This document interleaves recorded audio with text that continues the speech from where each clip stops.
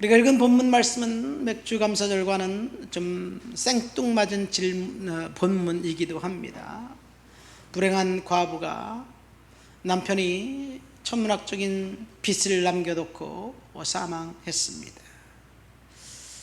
정말 어렵고 힘든 상황 가운데 있으면서 하나님이 공급해 주셨다는 그 사실을 통해서 저와 여러분들이 은혜를 받기를 원합니다. 본문에 나와 있는 이 여성, 이름은 나와 있지 않습니다. 익명입니다. 이 이름이 나와 있지 않다는 것은 덜 중요하다는 이야기이지요. 하나님 앞에서는 중요한 사람, 덜 중요한 사람이 없습니다. 다 중요하고 소중한 존재들입니다. 남편은 죽었습니다. 아들 둘이 있습니다. 그리고 빚만 남겨져 있습니다. 그런데 하나님의 관심이 이 여성에게 있었다는 것. 본문에 보면 이 여성의 남편은 선지자의 제자라고 되어 있습니다. 옛날 성경에 보면 선지자 생도라고 되어 있어요. 선지자의 제자라는 말은 열왕기하 2장에 나오고, 그리고 9장에서 다시 한번 나오고, 그리고 성경에서 사라집니다. 본문에 나와 있는 선지자의 제자라는 말은 엘리사 선지자의 제자라는 말입니다. 그리고 선지자의 제자, 선지자 생도라는 말이 나오니까 선지학교라는 말도 나옵니다. 선지학교는 오늘날로 말하면 신학교이겠지요. 그렇다면 누가 선지학교를 만들었을까요? 성경에는 선지학교를 누가 만들었는지 힌트가 나와 있습니다. 선지학교는 사실은 이 제사장의 타락과 연관이 되어 있습니다. 타락한 제사장이 누구냐? 타락한 제사장은 엘리 제사장입니다. 엘리 제사장이 타락했고 그의 두 아들 홈니와 비느하스라는 제사장이 타락합니다. 하나님께서 제사장들을 세워서 이스라엘을 하나님을 예배하는 나라, 하나님을 영화롭게 하는 나라를 만들었는데, 사실 제사장들이 처음 제사장 아론부터 시작해서 타락합니다. 아론은 금송아지를 숭배했고, 아론의 두 아들은 하나님이 명하시는 불을 사용하지 않았다가 그 즉시 저주받아서 죽었습니다. 특별히 사무엘 사항에 가면 엘리라는 탁월한 제사장이 있었는데, 이 사람은 하나님 앞에 충성하고 헌신했기 때문에 유명한 것이 아니라 타락했기 때문에 유명한 사람이었습니다. 제사장은 타락했고, 그리고 사람들은 갈 길을 잃었습니다. 그때 하나님 앞에 기도했던 여인 한 명이 등장하는데, 그 여인의 이름은 한나입니다. 한나는 하나님 앞에 나와 기도했고, 그리고 하나님 앞에 순종했고, 그 기도로 말미암아 아들을 낳았는데 그 아들이 사무엘입니다. 이 사무엘은 사실은 제사장이 될 수 있는 사람이 아닙니다. 율법에 의하면 제사장은 레위 지파 중에 특별히 아론이라는 사람의 후손들만 제사장이 됩니다. 그러니까 제사장은 혈통에 의해서 이제 제사장으로 지명을 받습니다. 그 제사장이 될 수 있는 어떤 능력과 실력을 구비한 사람이 아니라 날 때부터 제사장의 그 직분을 부여받고 태어난 거예요. 요즘 말로 하면 날 때부터 금숟가락을 입에 물고 태어난 사람처럼 제사장은 그렇게 기여한 것 아무것도 없는데 단지 누구누구의 아들로 태어났다는 것 때문에 제사장이 됩니다. 그러니까 제사장들은 사실은 타락할 수 있는 개연성이 농후했습니다. 그래서 하나님은 제사장들이 하나님 예배하는 것에 실패하고 타락하자 선지자라는 또 다른 하나님의 그 일꾼들을 세웁니다. 이렇게 선지자의 일꾼들을 세운 그 사무엘 선지자를 통해서 사무엘 19장에 보면 사무엘이 선지자의 무리들의 수장이었습니다. 이것을 볼 때 선지자의 무리들은 선지자 학교의 선지자 제자들의 수장이었고 선지 학교는 사무엘이 세웠음을 알 수 있습니다. 이 성경에 보면, 구약에 보면 하나님께서 특별히 기름을 부어서 사역자로 세우는 사람이 세 사람이 있었습니다. 세 종류의 일꾼들이 있었습니다. 첫 번째는 제사장입니다. 제사장을 혈통에 의해서 하나님이 기름을 부어서 사역자로 삼습니다.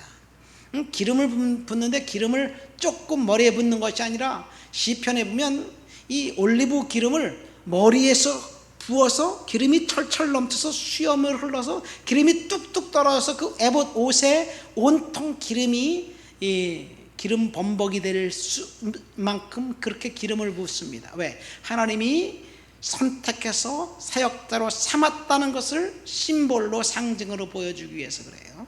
하나님이 기름 부어서 사용하신 사람은 제사장입니다. 제사장이 타락합니다. 두 번째는 하나님이 기름 부어서 일꾼으로 삼으신 사람들은 왕입니다. 왕들도 하나님 앞에 기름 부음 받아서 세움 받았지만 그들도 타락합니다. 그런데 제사장과 왕은 혈통에 의해서 기여한 것 없이 기름 부음 받습니다.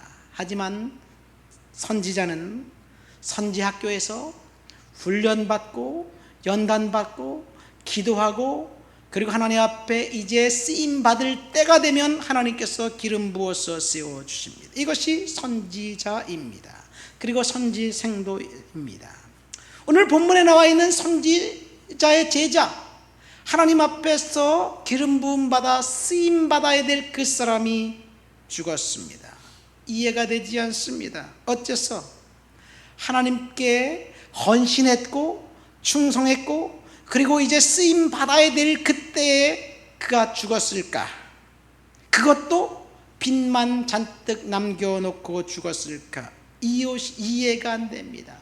두 번째 이해가 안 된 것은 하나님 앞에 헌신한 그 사람의 그 가정에 축복이 아니라 저주가 임합니다. 남편이 죽은 것도 불행한데 채주가 두 아들을 데려다가 종으로 삼겠다고 하니까 오늘날 우리의 상식과 우리의 신앙으로 이해가 되지 않습니다. 우리가 그동안 교회에서 들어왔던 설교는 이렇습니다. 주님 앞에 충성하십시오. 헌신하십시오. 주님 앞에 최선을 다해서 순종하면 하나님이 복 주실 것이라고 우리는 들었습니다. 축복이 임할 것이라고 들었습니다. 오늘날 이것이 우리를 지배하고 있는 신학입니다. 그 신학에 의하면 이 남편은 하나님을 잘 믿지 않은 사람이 됩니다. 잘못 믿었기 때문에 저주받아서 죽은 것 아닙니까?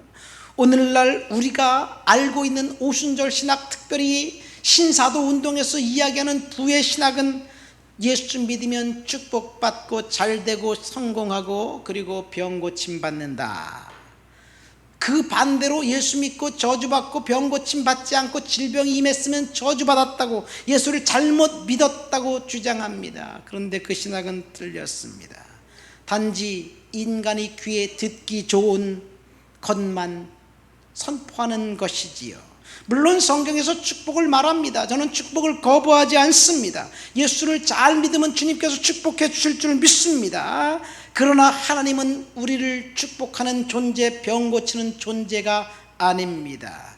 우리가 무엇을 하든지 하나님께서 복 주시는 존재가 아닙니다. 아니, 오히려 그 반대입니다. 성경에 하나님은 심판하시는 존재입니다. 우리가 잘못했을 때 죄를 지적하고 심판하십니다. 자, 두 번째 우리가 본문을 통해서 의아한 것은 채주가 자녀들을 데려다가 종으로 삼겠다라는 발상이 율법적으로 옳은가라는 질문입니다. 오늘날도 그렇게 하지 않는데 구약 성경 시대에 빚진 사람의 빚을 갚지 못하면 그 아들을 대신해서 종으로 삼겠다는 말, 이 세상 나라에서는 그것이 가능할지 몰라도 하나님의 법이 공의가 통치하는 이스라엘에서 과연 그럴 수 있을까라는 질문입니다. 사실은요, 성경적으로 보면 빚을 진 사람이 빚을 갚지 못하면 자신을 혹은 자녀들을 팔아서라도 빚을 갚아야 한다는 것이 성경적인 경제관입니다. 성경적인 경제 윤리입니다. 그래서 예수님이 그렇게 말씀하시죠. 이 진실로 진실로 내게 이르노니 내가 한 푼이라도 남김없이 다 갚기 전에는 결단코 나오지 못하리라. 그런 말씀을 하십니다. 이 말씀은 헌금을 드리는 것보다 더 중요한 것이 형제와 다투고 고발하지 말고 고발하려는 그 사람 앞에 먼저 용서를 구하고 그리고 사과하라라는 그런 말씀 끝에 나온 말씀입니다. 이 현대 파산법, 성경에 나와 있는 경제적인 파산은 성경에서는 허용하지 않습니다. 빚진 자는 반드시 갚아야 한다는 보수적으로 성경은 적용하고 있습니다. 잠언을 보십시오. 잠언에 보면 너는 사람과 더불어 손을 잡지 말며 남의 빚에 보증을 서지 말라. 만일 갚을 것이 없으면 내 눈 침상도 빼앗기게 될 것이다. 그러니까 빚을 보증을 서서 갚지 못하면 침상까지 빼앗긴다는 말입니다. 왜 그러냐? 사실 성경에서 말하는 빚은 죄입니다. 해결할 수 없으면 자녀들을 노예로 잡아가는 것은 물론이고 모든 것 다 탈탈 떨어 빼앗긴다는 아주 혹독한 처리를 이야기하고 있습니다. 그런데 이 여성의 남편이 빚을 잔뜩 지고 사망한 것, 두 아들을 노예로 삼겠다는 체주의 발상은 사실은 율법에 의하면 정당한 거예요. 그리고 그때가 언제냐? 오늘 본문의 배경은 이스라엘에서 가장 사악한 왕 아합과 그 두 아들이 통치하던 시대입니다. 그러니까 하나님을 법에서 떠난 사악한 정부가 혼탁한 사회에서 하나님의 법이 통용하지 않은 사회에서 체주의 권리는 정당한 것이에요. 사실 이 말씀은 저와 여러분들에게 이런 교훈을 줍니다. 오늘날 우리는 제가 유학을 가서 보니까요, 크레딧 카드를 가지고 모든 사람들이 빚 가운데 살고 있더라고요. 하나님은 말씀의 빚 가운데 아니라 크레딧 카드 빚 가운데 살고 있어요. 대부분의 사람들이 수입보다 많이 씁니다. 그리고 항상 외상 인생입니다. 이제 은퇴하고 나면 그동안 부어왔던 집 몰게이지 끝나고 그 다음에 이제 이 모든 것이 다 끝나면 그때 경제적인 빚에서 자유로워집니다. 사실 오늘 우리 사회도 마찬가지예요. 수입보다 지출이 더 많은 사회에 우리는 살고 있습니다. 그래서 오늘 본문 말씀은 사실은 이 현대판 소비 풍조를 꼬집는 것이 될 수도 있습니다. 물론 선지자 생도가 과소비에서 빚졌다라고 볼 수는 없어요. 하지만 명확한 것은 스스로 절제하지 않으면 타인을 위해서 너그러워야 되는데 오늘날 사람은 스스로 절제하면서 타인을 위해서 너그러운 것이 아니라 자신을 위해서는 너그럽고 남을 위해서는 인색한 것이 오늘날 우리 시대입니다. 그러니까 이 세상 풍조에 대한 꼬집는 말이기도 합니다. 자, 성경에서 빚진 사람들을 잡아서 노예로 삼는다는 말, 이것은 전쟁과 연관이 되어 있습니다. 전쟁에서 지면 다 빼앗기는 거예요. 전쟁에서 지면 반드시 죽음이라는 대가가 따릅니다. 그런데 죽음을 면할 수 있는 방법이 딱 한 가지 있는데 그것은 노예가 되는 것입니다. 그러니까 성경에서 구약 성경과 신약 성경에서 그때 당시에 노예 제도를 허락하신 이유는 살아남기 위한 가장 극적인 처방이었습니다. 그런데 하나님은 전쟁에서 진 사람들이 노예가 되어 살아남도록 하고 그 다음에 율법에는 7년이 지나면 그 노예에서 해방시켜주라는 것이 성경의 그 명령입니다. 그러니까 이 본문을 들어가서 이 체주가 두 아들을 잡아서 노예로 삼겠다라는 말은 율법에 의하면 노예로 삼지만 7년 후에는 해방시켜 줄게, 이것이 사실 율법의 그 배경이에요. 그러나 그 당시가 아합 왕 시대였기 때문에 7년 후에 노예 삼았던 것을 풀어줄 가능성은 전혀 없었습니다. 이것이 본문의 배경입니다. 그러니까 이 여성은 남편이 죽은 것도 억울한데 체주가 두 아들을 노예로 삼겠다고 이야기하고 7년 후에 풀어줄 가능성도 전혀 없습니다. 그런 상황 속에서 지금 이 여성은 문제를 가지고 선지자에게 찾아왔습니다. 이것이 저와 여러분들에게 주는 첫 번째 교훈입니다. 여러분, 우리가 문제가 있을 때 그 문제를 갖고 하나님께 갖고 나가야 된다는 사실을 우리는 본문을 통해서 알게 됩니다. 믿습니까? 우리는 문제가 저와 여러분들에게 늘 항상 일상처럼 있습니다. 그 문제를 갖고 고민만 하지 마시고 하나님께 갖고 나오시기를 예수님의 이름으로 축원드립니다. 우리들 대부분은 그래요. 문제가 있으면 첫 번째 그 문제 때문에 고민하며 갈등하고 그리고 번민합니다. 그리고 이 문제를 해결하기 위해서 사람을 통해서 수단과 방법을 통해서 해결하려고 합니다. 그것은 사실은 잘하는 것 같지만 말씀에 의하면 그것은 하나님께 맡기는 것보다 차선의 선택이라는 이야기예요. 우리 따라합시다. 문제를 하나님께 맡기시기를 예수님의 이름으로 축원드립니다. 아멘. 문제를 하나님께 맡깁시다. 문제를 우리 하나님께 맡겨야 돼요. 하나님께 맡기면 하나님께서 문제를 해결할 수 있는 아이디어를 주십니다. 또 문제를 해결할 수 있는 지혜를 주실 것입니다. 그리고 문제를 해결할 수 있는 동역자를 허락해 주실 줄 믿습니다. 우리가 문제를 주님께 갖고 나오지 않고 고민만 한다면 해결될 수 없습니다. 그렇다고 기도만 하면 해결될까요? 오늘 우리는 기도만 하면 문제가 해결될까? 또 다른 대안이 있을까? 본문 말씀 보세요. 기도만 하면 우리는 하늘에서 돈이 없어서 기도만 하면 하늘에서 돈이 뚝 떨어지면 좋겠다라는 그런 생각합니다. 기도만 하면 하늘에서 돈이 떨어지나요? 기도하고 마음을 열고 귀를 열고 곰곰이 생각하고 아이디어를 짜내고 또 하나님께서 기도하면 하나님께서 분명히 사람들을 통해서 문제를 해결할 수 있는 능력과 역사를 주실 줄 믿습니다. 이 여성은 첫 번째 이 문제를 하나님 앞에 갖고 나갔습니다. 그리고 두 번째 이 문제를 엘리사 선지자에게 갖고 갔습니다. 주의 종에게 갖고 간 것입니다. 그리고 주의 종 선지자 엘리사가 그 문제를 해결할 수 있는 방법을 제시해 줍니다. 당시 엘리사 선지자는 그의 선생 엘리야의 승천 이후에 선지학교 교장으로 선지 생도의 수장으로 하나님께서 놀랍게 역사하셨던 그런 그 시대였습니다.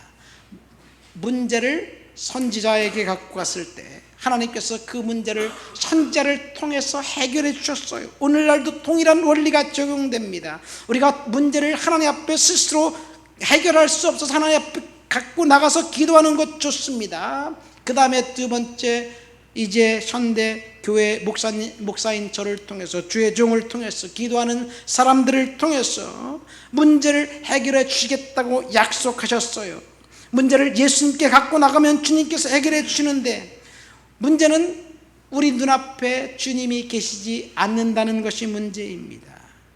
그래서 교회의 영적인 질서를 통해서 하나님이 문제를 해결해 주십니다. 야고보서 5장을 볼까요? 한번 성경책 찾아보세요. 야고보서 5장 14절 15절입니다. 야고보서 5장 14절 15절 찾으시고 제가 읽어드리겠습니다. 야고보서 5장 14절 15절. 너희 중에 병든 자가 있느냐? 그는 교회의 장로들을 청할 것이요 그들은 주의 이름으로 기름을 바르며 그를 위하여 기도할지니라. 믿음의 기도는 병든 자를 구원하리니 주께서 그를 일으키시리라. 혹시 죄를 범하였을지라도 하나님 사하심을 받으리라. 이 말씀이 뭐냐? 저는 교회에 나와서 문제를 주님의 손에 올려놓고 하나님 앞에 고백하는 그 사람들의 문제를 책임져 주십니다. 그리고 하나님께서 저와 여러분들이 갖고 나온 문제들은 때가 되면 시간이 되면 해결해 주실 줄 믿습니다. 먼저 영적으로 주님 앞에서 우리가 회복해야 됩니다. 그 다음 육체적인 문제를 하나님께서 책임져 주실 것입니다. 하나님과 올바른 관계가 중요한 거예요. 우선 우리가 본문 야고보서 5장에 보면 청산에 해야 할 죄가 있는지 그것을 고백하고 해결하면 그 다음에 하나님이 문제를 해결해 주시는 거예요. 이 과부는 엘리사 선지자에게 그 문제를 갖고 갔습니다. 얼마나 억울하고 원통했을까요? 또 비참했습니다. 그리고 선지자에게 찾아가서 말합니다. 이것이 여성에게 문제 해결의 첫 출발점입니다. 이 여성의 이야기를 곰곰이 듣고 있으면 엘리사 선지자가 3가지 해결책을 이 여성에게 얘기해 줍니다. 여기서 우리는 영적인 축복의 원리, 기도의 응답의 원리를 알 수 있습니다.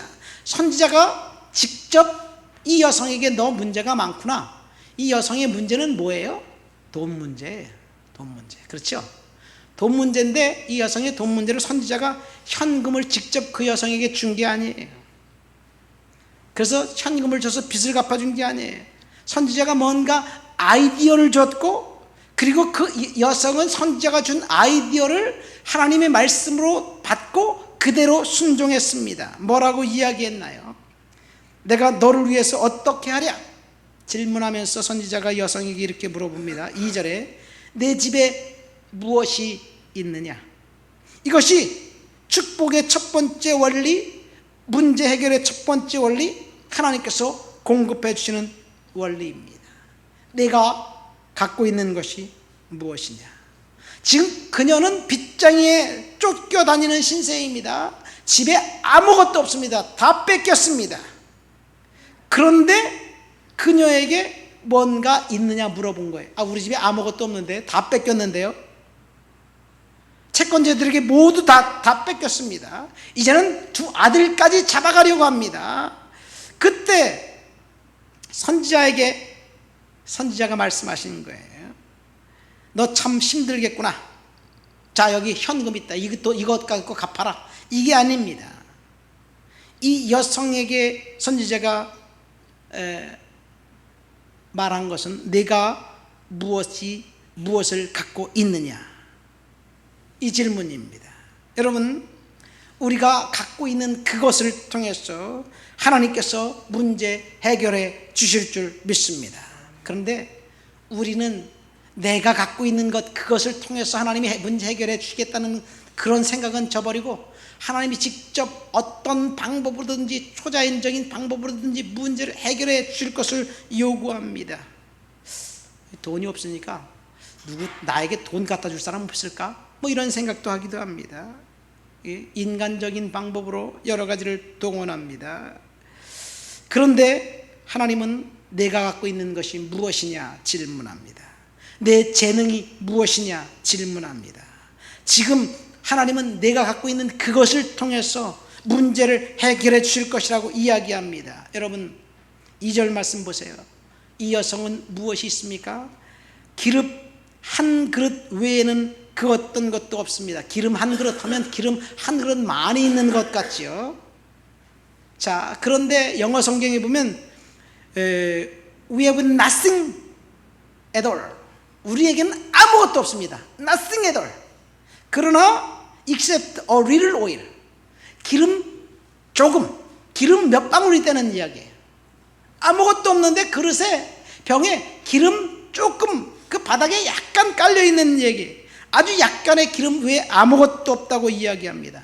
쥐어 짜도 남은 것은 아무것도 없는데 그릇 바닥에 약간 깔려있는 기름, 그것이 이 여성에게 하나님이 기적을 창조할 수 있는 근거가 되었습니다. 이 여성은 아무것도 가진 것이 없었습니다. 남아있는 기름 조금뿐이었습니다. 이 여성에게 있는 것은 절망뿐이었습니다. 희망도 사라졌고 비참한 현실 그대로였습니다. 그때 이 여성이 절망뿐이었지만 선지자에 찾아가서 질문하고 하나님께 도움을 요청했습니다. 이것이 축복의 시작입니다. 여러분, 우리들에게 남아있는 것이 뭔가요? 우리들에게 남아있는 것이 사실은 어쩌면 절망뿐일 수도 있어요. 아무것도 없어요. 다 사라졌을 수도 있습니다. 그렇지만 하나님이 나에게 있는 그것, 그것 중에서 하나님이 기적을 창조하실 거예요. 나에게 있는 것이 뭐가 있나요? 그래도 하나님은 저와 여러분들에게 남은 것이 있습니다.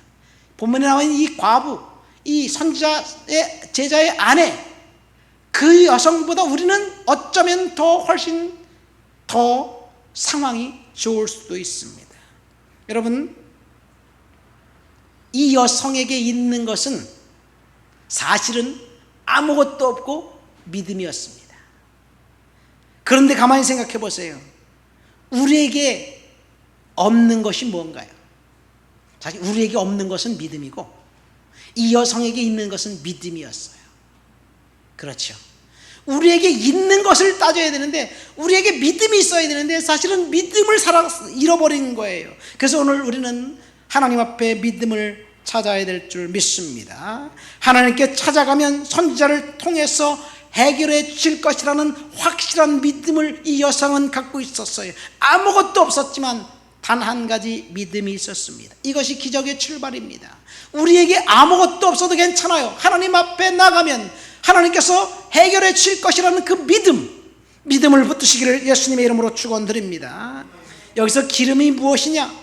영적인 의미로 기름은 뭐다, 이런 해석할 필요성도 없습니다.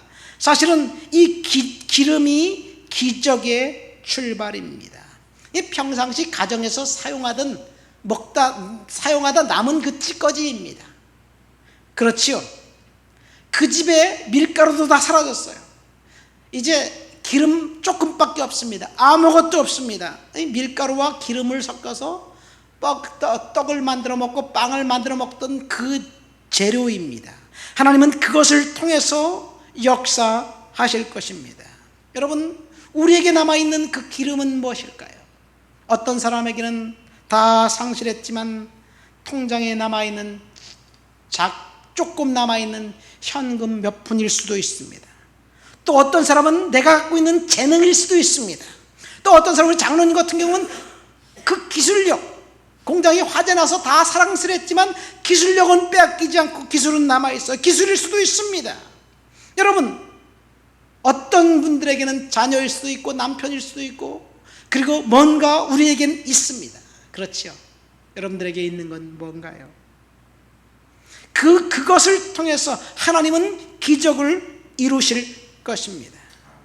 중요한 것은 하나님께서 전혀 생뚱맞은 우리와 상관없는 그 큰 것을 요구하는 것이 아니에요. 우리에게 있는 그것을 통해서 기적을 만드실 거예요. 저는 이 말씀을 통해서 묵상하면서 내게 있는 것이 뭘까? 가만히 생각해 보니까 나는 현금도 없어요. 그런데 내가 갖고 있는 것은 다른 사람들보다 훨씬 더 많은 성경을 읽었고, 다른 사람들보다 훨씬 더 많은 책을 읽었고, 그래서 내가 할 수 있는 것은 하나님 말씀을 어떻게 하면 더 정확하게 그 분별해서 성도들에게 가르쳐 줄 수 있는가, 이것이 저에게 있는 것이라는 사실을 알았어요. 그래서 하나님 말씀을 좀 더 연구하고 좀 더 묵상해서 성도들에게 기적을 창조하는 하나님의 능력을 가르쳐 줄 수 있겠다는 것입니다. 여러분, 하나님께서 여러분들에게 묻고 계십니다. 여러분들에게 남겨져 있는 기름은 무엇일까? 두 번째, 3절 4절 말씀 보니까 우리 3절 4절 말씀을 읽어볼까요? 다 같이 읽겠습니다. 본문 3절 4절. 이르되 너는 밖에 나가서 모든 이웃에게 그릇을 빌리라. 빈 그릇을 빌리되 조금 빌리지 말고 너는 네 두 아들과 함께 들어가서 문을 닫고 그 모든 그릇에 기름을 부어서 차는 대로 옮겨 놓으라 하니라. 엘리사 선지자가 이 여성에게 이상한 것을 요구합니다. 나에게는 기름 조금밖에, 그릇에 아주 조금밖에 남아있지 않습니다. 아, 됐다. 그 다음에는 이제 밖에 나가서 이웃에게 가서 그릇을 빌려와라. 조금 빌리지 말고 될 수 있는 대로 많이 빌려와라. 그렇게 말합니다. 왜 그릇을 빌리라고, 왜 내가 그릇이 필요하지요? 질문하지 않았고 이 여성은 선지자의 말을 100% 믿고 그냥 그대로 순종했어요. 그 다음은 하나님이 하실 일이에요. 내가 할 일은 선지자가 말한 것, 하나님 명령한 것, 그 순종하는 것뿐입니다. 그래서 이 여성은 이웃에게 가서 그릇을 빌려왔습니다. 그 선지자가 문을 닫고 빈 그릇에 기름을 부어서 차는 대로 옮겨 놓으라고 이야기합니다. 여기까지가 선지자가 이야기한 거예요. 말한 것입니다. 명령한 것입니다. 우리 한번 생각해 봅시다. 이웃에게 빈 그릇을 빌려와라? 아니, 뭐 때문에 내가 그릇을 빌려와야 되나요? 이런 질문할 수도 있습니다. 그렇죠. 많이 빌려와라? 만약 이 여성이 옆에 있는 이웃과 늘 원수처럼 살아왔다면 그릇을 빌려올 수 있을까요? 그릇을 빌리러 갈 생각조차 못하고 그릇을 빌려주지 않을 것이에요. 여러분, 우리는 기적은 초자연적인 방법으로 오직 하나님이 하실 것이기 때문에 하나님이 직접 뭔가 하실 것이라고 생각합니다. 그런데 본문을 보면 기적은 사람들을 통해서 일어났습니다. 사람이 중요합니다. 평소 어떤 삶의 태도를 살았는지 그것이 기적을 체험할 수 있는 중요한 동인입니다. 우리 삶에도 이렇게 적용됩니다. 평소에 사람들에게 까칠하게 굴었다면, 나보다 못한 사람을 만나면 아나무인처럼 무시했다면, 사람들이 내가 도움을 요청했을 때 무시하고 거부할 거예요. 내가 도움을 요청할 때 사람들을 통해서 하나님이 일하십니다. 뿌린 대로 거두는 거예요. 이것은 전도에도 적용이 됩니다. 전도를 우리는 너무 힘들게 생각합니다. 여러분, 우리는 그냥 옆에 있는 사람들에게 예수 그리스도를 믿는 사람답게 전행하는 것, 그것이 중요합니다. 알지 못하는 사람에게 전도지 나눠준다고, 커피 한 잔 대접한다고 전도가 될까요? 사실 되지 않습니다. 예전에는 통했는지 몰라도 오늘날은 통하지 않습니다. 그냥 우리는 열심히 이웃을 섬기는 거예요. 우리가 감자캐러 가면서 이웃을 섬기길 원합니다. 우리 있는 모습 그대로 보여주길 원합니다. 그러면서 간간히 예수를 전하면 돼요. 그리고 그 상대방이 예수를 그 당시 믿지 않아도 괜찮습니다. 그냥 뿌리기만 하면 됩니다. 그러면 하나님께서 역사하실 줄 믿습니다. 이 여성, 이제 빌려온 그릇을 가지고 하나님이 선지자를 통해서 문을 닫으라고 얘기합니다. 여기서 중요한 것은 문을 닫는다는 말씀이 중요합니다. 이것이 본문을 통해서 주는 세 번째 교훈입니다. 여기서 기름을 부어라, 그리고 계속해서 부어라, 이것이 중요한 것 같지만 사실은 문을 닫으라는 말이 중요합니다. 왜 문을 닫나요? 기적은 하나님이 은밀한 가운데 하실 것이기 때문에 그렇습니다. 하나님의 은혜가 머무를 수 있는 장소는 비밀스러운 장소에서 하나님이 역사하신다는 이야기입니다. 다시 말해서 저와 여러분들이 하나님을 만날 수 있는 은밀한 장소에 찾아가라는 이야기이기도 합니다. 광야에서 이스라엘 백성들에게 하나님께서 만나를 내려주셨을 때 그 만나는 모든 사람이 잠든 사이에, 아무도 깨어나지 않은 사이에, 밤 사이에 만나가 내려왔습니다. 사람들은 어떻게 만나가 내렸는지 몰라요. 그냥 단지 아침에 일어나 보면 밖에 만나가 수북히 쌓여 있어서 그냥 걷어왔습니다. 여러분, 우리가 하나님을 만나는 장소, 기적의 장소는 은밀한 장소입니다. 그래서 하나님 앞과 저와 여러분들이 은밀한 묵상의 시간 가져야 될 줄 믿습니다.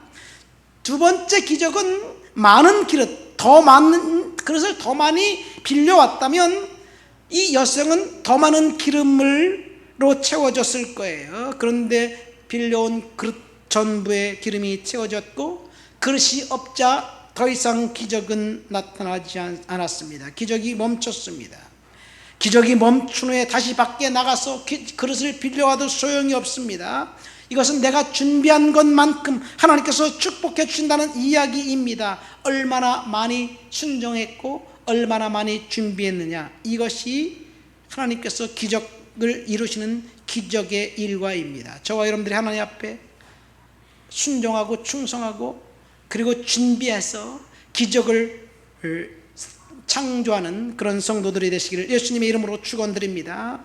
엘리사에게 이제 그릇에 기름이 다 찾아가서 말합니다. 7절 말씀 보세요. 너는 가서 기름을 팔아 빚을 갚고 남은 것으로 너와 네 두 아들이 생활하라. 하나님이 공급하시는 원리입니다. 말씀을 맺습니다. 오늘 하나님이 공급하신다라는 제목을 가지고 본문에 나온 불행한 여성, 선지자 제자의 아내의 이야기를 통해서 은혜 받았습니다. 하나님께서 일하는 것은 불행이 닥친 후였습니다. 불행이 그녀에게 없었다면 아마 그 여성은 그냥 선지자 생도의 아내, 이름 없는 선지자 생도의 아내로 끝났을 것입니다. 그러나 남편이 빚을 졌고 죽었던 그 불행이 그녀로 하여금 선지자를 통해서 기적을 경험하게 만들었습니다. 저와 여러분들이 우리가 불행이 닥치기 전엔 사실 기도하지 않습니다. 어쩌면 우리에게 불행이 찾아온 그것이 하나님을 찾게 만들고 기도하게 만들고, 그것 때문에 하나님과 관계가 가까워지고, 그것 때문에 기적을 경험하는 그런 저와 여러분들로 하나님이 삼으실 거예요. 두 번째, 오늘 본문을 통해서 주신 것은, 축복은 내가 갖고 있는 그것에서 출발한다는 이야기.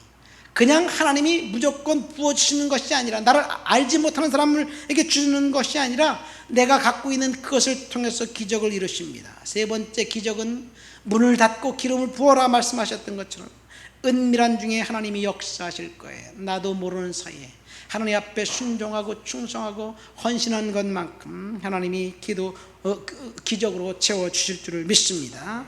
우리 말씀을 생각하면서 다 같이 통성으로 기도합니다.